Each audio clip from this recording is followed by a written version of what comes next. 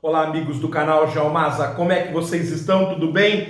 Tudo tranquilos? Pois é, amigos, viemos para mais uma edição do Jornal do Masa, utilizando o especial dossiê super interessante, edição 411A de janeiro de 2020, que fala sobre a energia nuclear.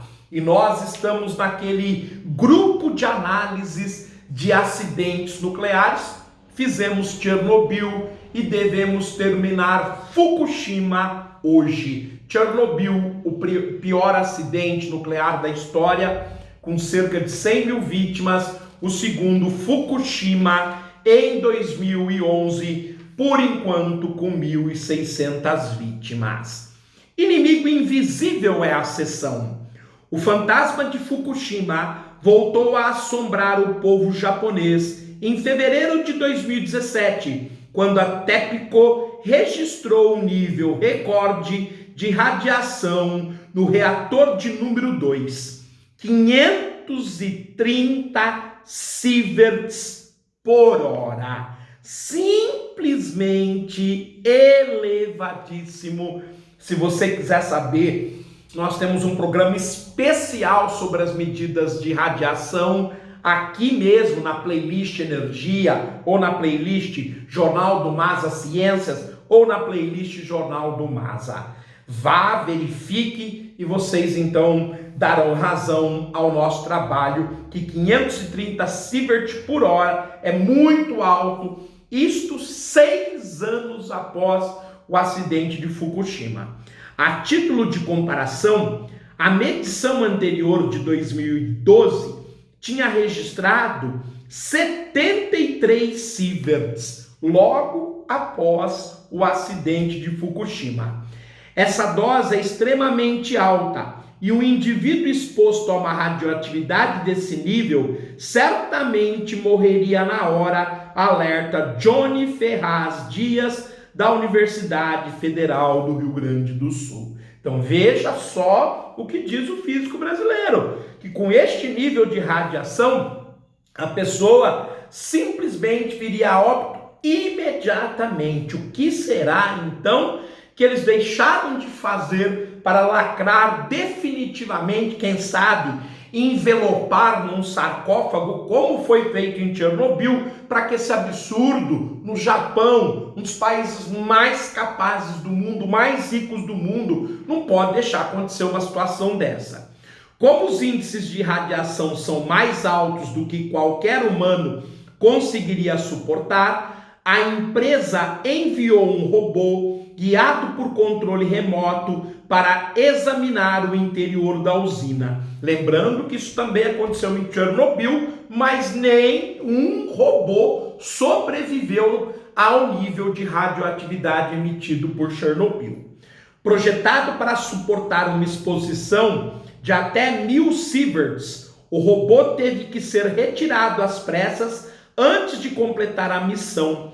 Uma radiação estimada de 650 sieverts por hora causou avarias. Gente, eles já deviam ter estudado, contratado um especialista de Chernobyl.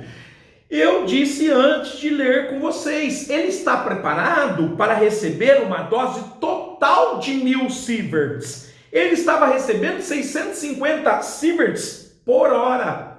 Quer dizer, em 2 horas de exposição, ele já teria ultrapassado a capacidade dele. Com 2 horas ele receberia 1.300 sieverts. A capacidade dele era de 1.000 sieverts. Mas mais um absurdo o que o Japão deixou acontecer após o acidente. Tinha que ter adotado o mesmo princípio do envelopamento através do sarcófago, como fez Chernobyl.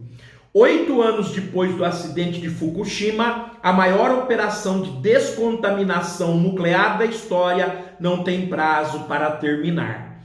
Ao contrário da União Soviética, que cobriu a usina de Chernobyl com uma redoma de concreto, o Japão decidiu desmantelar Fukushima.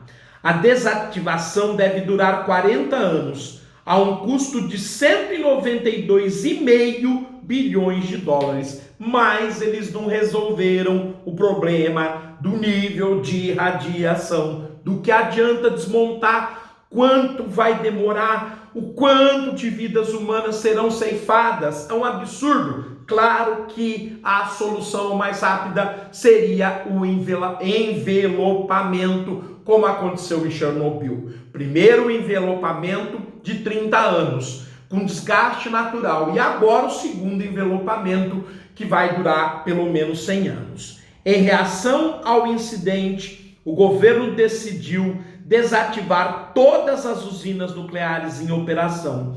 Nos últimos anos, algumas poucas foram reabertas. Atualmente estão ativos apenas 9 dos 42 reatores funcionais do país. Primeiro, ele tomou uma atitude certa. Sofreu um acidente, desativar todos os reatores, mas depois recuou. Quer dizer, acostumou com a situação, porque provavelmente quem retomou o funcionamento não passou ou não conhece quem passou pela situação. Então, nós que sempre usamos o Japão como uma referência espetacular, desta vez nós condenamos o Japão, porque foi um erro atrás do outro e mesmo 7, 8 anos depois continuou a errar.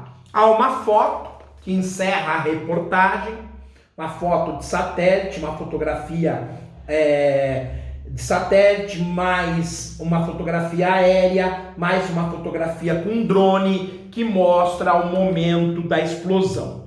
A destruição da usina nuclear de Fukushima, fotografada por um satélite 3 dias depois do tsunami. Isso que você está vendo, esta fumaça é a fumaça da radiação, do material radioativo que fez ao mínimo 1.600 vítimas.